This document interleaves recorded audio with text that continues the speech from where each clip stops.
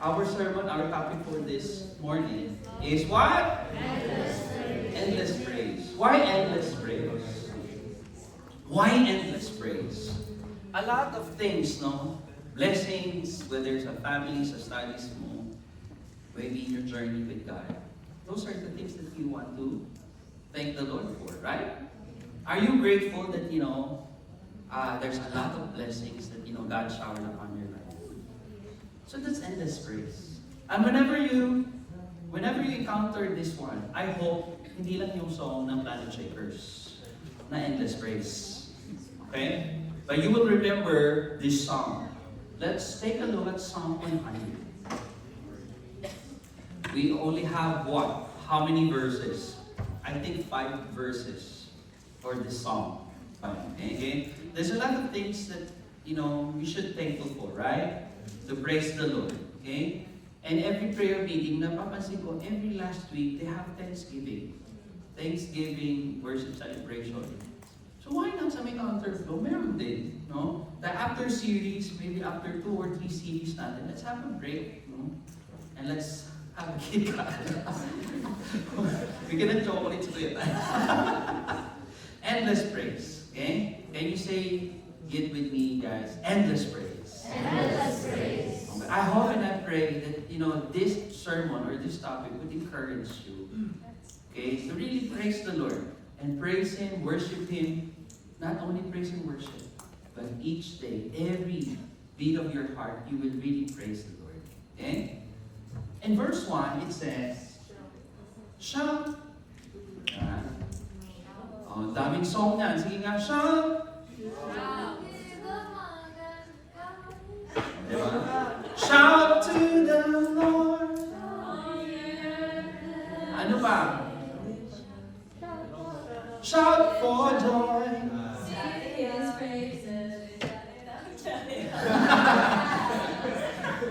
Shout it out. Hindi. Parang iba yun ah. Parang iba yung kinatawa. Ano pa, di ba? See, what's my point here? Ang daming songs that, merong word na shout. Okay? In the Hebrew word, okay, shout means ruah. Can you say it with me? Ruah. Okay? Again, ruah. Diba? Nagagaling talaga sa diaphragm. It means shout! Shout! Ipangalandakan natin sa Tagalog. Okay? Or means, in English, sound the alarm. Diba? Paano mag-sound ng alarm?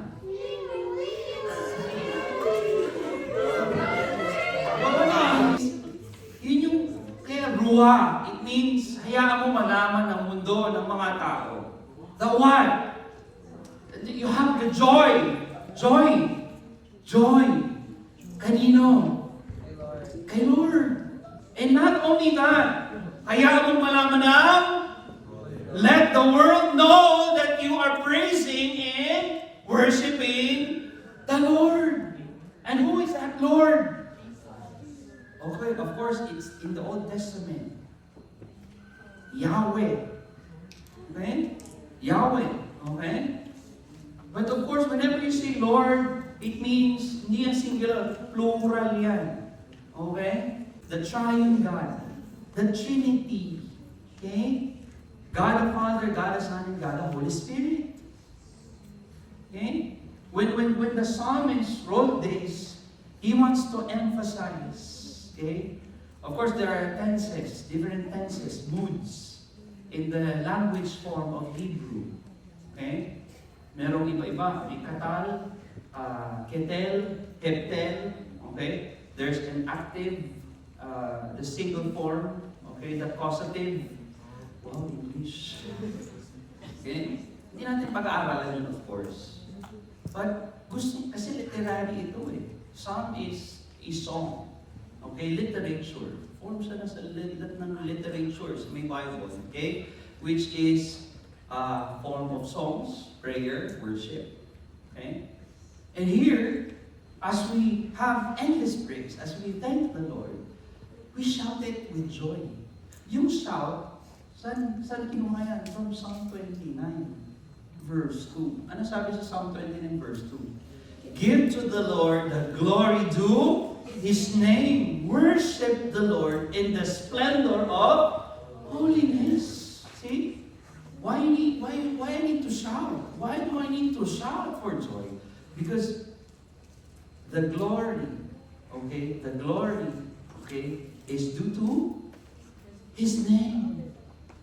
That praise, that song, that skills that you play in the guitar, in the piano, in the drums, that's for Him. That's not for us. That's not for you and me. That's for the Lord. Amen? Amen. And what is joy? It is shout, verb na yan, then shout with joy. From Psalm 34 verse 1, I will bless the Lord at all times. His praise shall continue be in my mouth. Whether your situation is full of problems, difficulties, adversities, or whether you're in time of harvest, plenty, blessing, you will praise the Lord. Amen. His praise shall continually be in my mouth. Whether I'm in trouble, or in times of plenty, in times of blessing, in times of broken-hearted kayo. Ba't tumatawa kayo sa likod? Share nyo naman. Okay? That's joy. Okay? And you shout with joy to the Lord all the earth. The psalmist wants to proclaim all the things, all the blessings. Okay? Not just only to your family, to the person next to you, but to the people around you. In Psalm 66 verse 4, it says, all the earth bows down to you. They sing praise to you. They sing praises of your name. Now my question is this what happening whenever we praise and we worship the Lord? Parang hindi, kanina nga nag-observe ako. Nakailang beses ng encouragement. Sabi ko nga, this is my personal theology when it comes to praise and worship. I don't encourage people. I don't encourage people to raise your hands, to clap our hands. I don't do that. I don't need to do that. Because if you know the truth, you know the Word of God, that we have a God who's so good, so faithful, that He saved you from damnation, from eternal damnation. That's automatic. The song leader, their function is to usher us. Ililid lang nila yung congregation to worship. But worship is automatic. It's lifestyle. It's an overflowing response of God's love. That's why, let's close our eyes and let's sing, open the eyes of my heart, Lord. Alam din nila yan. You don't need to do that. Diba? Let's raise our hands. Diba? Jump around. Yeah. I don't need to do that. Dapat, automatic yun. Pagpasok mo pa lang, mamaya malalaman yun. So may last, I think, verse 4 or verse 5. I think verse 4. My point is, whenever we praise the Lord, it's an endless praise. No? A lot of things that, we are so thankful, grateful. So dun pa lang, dapat, consume ka na ng worship. Hindi mo nahihintay ng praise and worship po. Hindi po kayo ay parang di yata kayo blessed. Are you blessed? Ang hirap magsalita, yes. Dapat kasi are we blessed? Yes. O tingnan mo, tamad din yun, di ba? Yan ba yung shout? Yan ba yung ruwa? Are you blessed? Yes! Di ba? Hallelujah!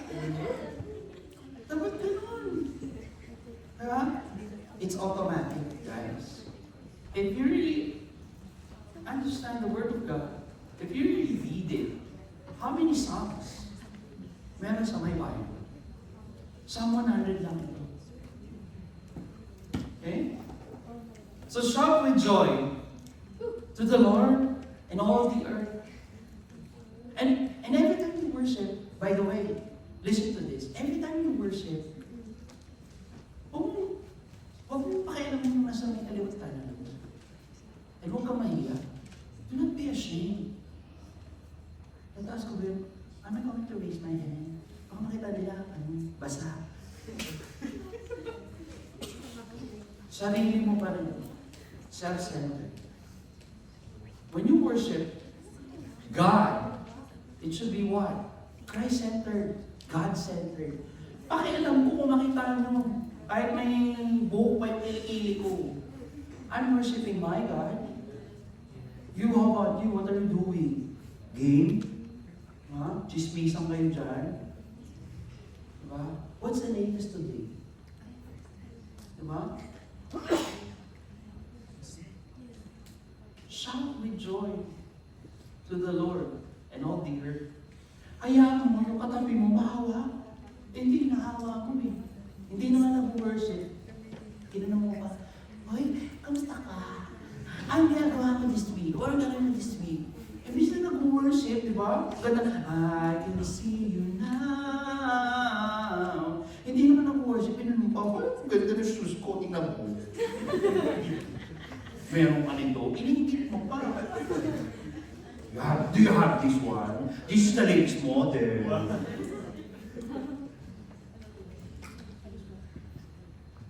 You influence. The Word of God says that let your light shine before you. Let your good deeds, let the presence of God be alive on fire in you.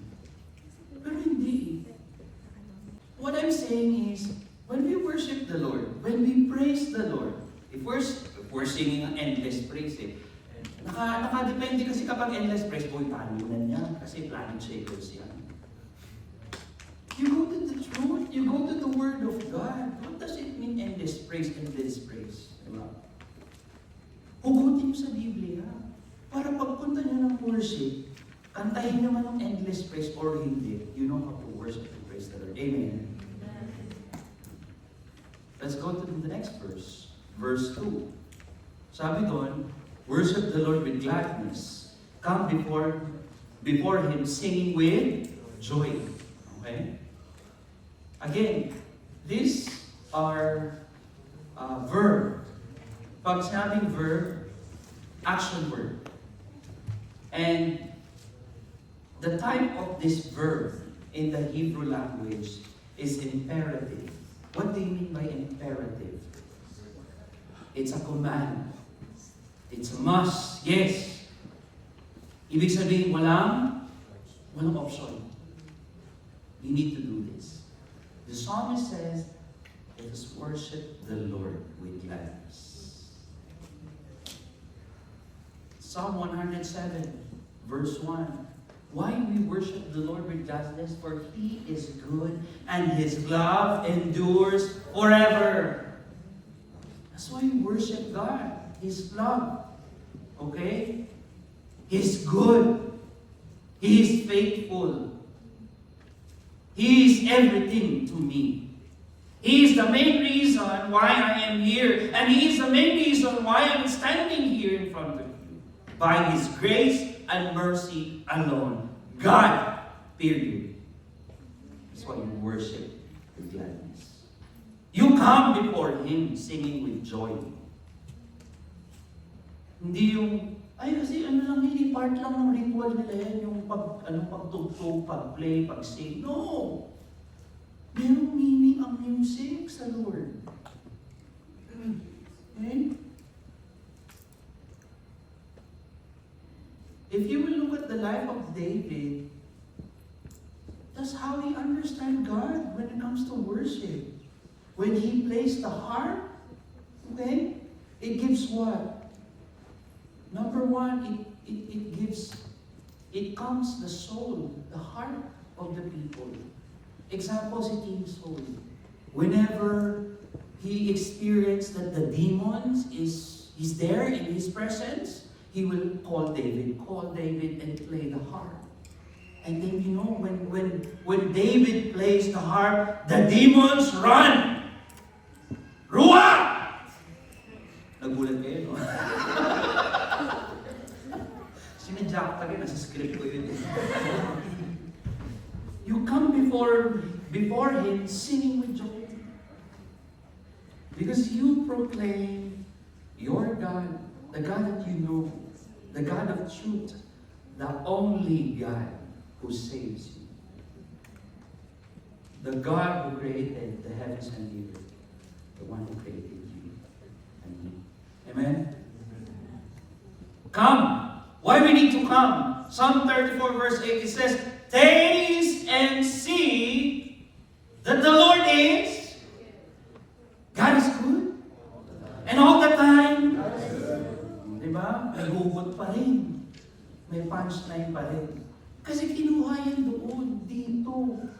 Baka akala nyo lang kinakanta lang lagi or sinasabi lang ng mga worship leader na wala nang magamit na spiel. God is good. And all the time, wala, parang naging ano na lang. Pero, oo, parang normal na lang na spiel. Pero, beyond that, balikan mo, saan ba nila kinuha yun? Because the psalmist experienced that the Lord is good in his life. See, David, he experienced that God is good when he is in the desert, in the middle of nowhere. Sino dito naka-encounter sa inyo mawala sa desierto? Wala ba, di ba? Gusto nyo? Hindi, ayaw nyo. Siyempre, sa wilderness. When you say wilderness, ano yan? Gitna talaga ng desert. May mga mountains, pero walang mga trees. Ang nakikita mo, boulders, mga solid rock ng mountains. I mean, desolate, di ba? Kung meron mga air, may kita mo, puro alikabok, di ba? Makita mo yung mga dried na mga grass or bush. Walang tao. Imagine nyo ngayon nandun kayo in the middle ng wilderness. And then you will say this. Crazy. Crazy. But no. No. Because the psalmist knew that he is not alone. That God is with him. Blessed is the one who takes refuge in him. Sino naging refuge ni David when he was in the wilderness? Si God. I don't know what kind of refuge. Desert.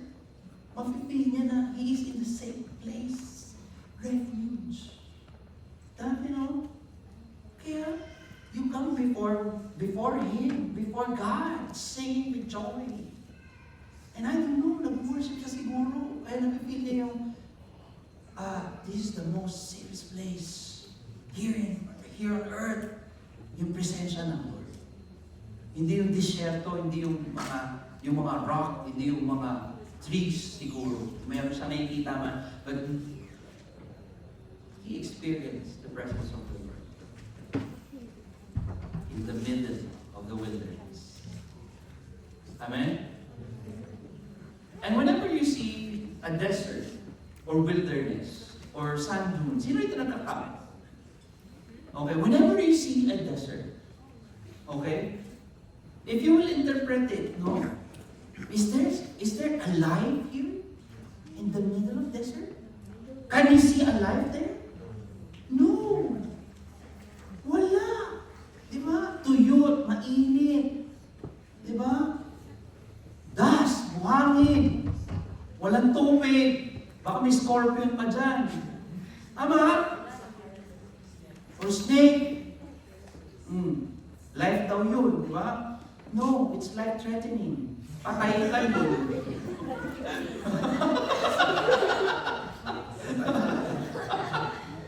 Diba? Hindi. To be honest, whenever you see a desert, you like it? Diba una? Pero syempre, kapag marami kayo kasama, tapos may tent kayo, may barbecue, di ba? Woo! Party! Oh, this is life! mabangisa ka. This is the interpretation of David here. I taste and see that God is good because He is with me.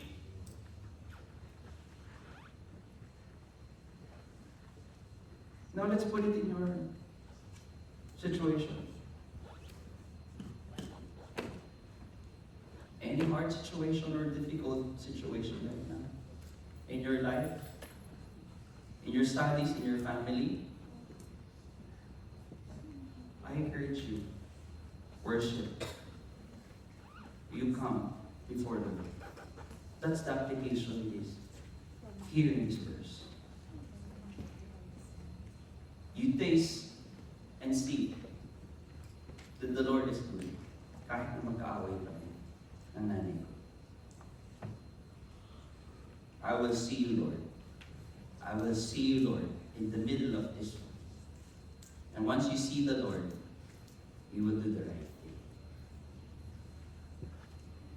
May kaaway ka? You have enemy, frenemy? Come before the Lord.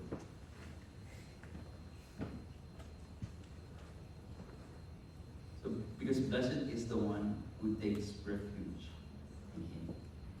Kahit masama ang loob mo sa yung katabi mo ngayon, tinuturo mo. Come before the Lord. Bigay mo sa Lord. Ibigay mo siya sa Lord. Huwag mo namang ibigay kay Satan. Bigay mo sa Lord. Di ba? Yung ano naman, yung tama naman, huwag namang in the middle of the road. Di ba? Mali rin yun. Sabi kasi ng Matthew 18, kaya dalawa lang. If you have conflict with each other, before you worship God, before you put your offering on the altar, leave it there, go out, reconcile with your brother and your sister. So mamaya, mag-usap kayo. Kasi tinuturo ka niya. Huwag namang harap-harapan, di ba pinag-pray, ikaw naman. So open rebuke is better than secret love. So I don't know your issue right now. You talk to each other. No, what I'm saying, ako diretso ako. Walang joke time sa akin. Why? Because God hates hypocrite. God hates hypocrite. Read Proverbs. You will gain wisdom there. Even Jesus, He rebuked all the Pharisees because they are hypocrite. Yes, they know all the law. Yes, thank you. 10 minutes. They know all the law, all the precepts, statutes of the Word of God. But here's the thing, you cannot see in their heart, in their action, how they treat people. It means they do not walk their talk. Okay? So let's be honest with one another. And the Lord Jesus said that if you love God, but you hate your brother, you are a liar. And lying is a sin. And liar goes to evil. That's basic. Ang daling sabihin. No? But we need to apply it. Bakit ba tayo napunta doon? Anyway. Worship. Acknowledge the Lord is God. Okay? Acknowledge that the Lord is God. Why sinabi ni David, acknowledge that the Lord is God? Tapos, meron siyang description. Because He made us. We are His people, the sheep of His pasture. How do we apply this, Pastor? Ito yan, Ephesians 2 verse 10. For we are His workmanship. That's why you acknowledge that the Lord is God. Workmanship. Paano yung workmanship? You are obra. Ano yung obra? Masterpiece. Sabi sa may Psalm 139, for you created my inmost being, you knit me together in my mother's womb. I praise you because I am fearfully and wonderfully made by God. Workmanship. Sino mga artist dito? Oh. Yeah, artist. Yeah. You draw, maybe graphics artist ka, singer ka. Once you do your craft, di ba? Kailangan intricate, kailangan the best. And you are the best of the best. Because when God created us, God said it was good. That's why you acknowledge the Lord is God. He created you. You are His workmanship. Having created. Having created. Ano ibig sabihin niyan? As a matter of fact, Paul said in 1 Corinthians, God has placed. Ibig sabihin, may purpose si Lord day one pa lang. Nandun ka pa lang sa sinapupunan, ano ka pa lang? Embryo ba tawag doon? Or parang yung hindi fetus eh. Fetus buo na. Parang, whatever, you go back to your science, di ba? Nabubuo ka pa lang doon sa may, ng ovary ng nanay mo. Sabi doon, God has placed each of members in the body just as He decided. Ibig sabihin, hindi ka aksidente. Can you please tell the person next to you, you're not an accident? And tell the person on your right, you are unique.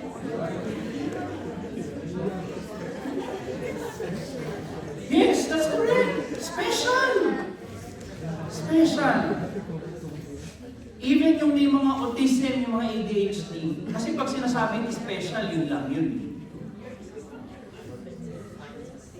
Oh? But they are created unique. You know what? Each person has unique iris or fingerprint. Walang magkapareho. Hindi pwedeng magkapareho. Iba-iba tayo. That's why you're unique. And Christ Jesus created us what? For good works. Sabi ko sa may Matthew 5:16, in the same way, let your light shine before people so that they can see your good deeds and give honor to your Father in heaven. So meron kang, you are unique, you are masterpiece, you are purposely and intentionally created by God. Pinag-isipan. Hindi yung basta-basta. Special. And you know what? God prepared beforehand. Ano yung sinabi kay Jeremiah? Before I formed you in your mother's womb, I chose you before you were born. I set you apart. See that?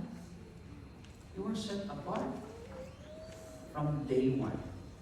Nung nalaman nung parents ninyo, nung mother mo na, pregnant ako. Sinet apart ka na. 5 minutes left. We're almost done.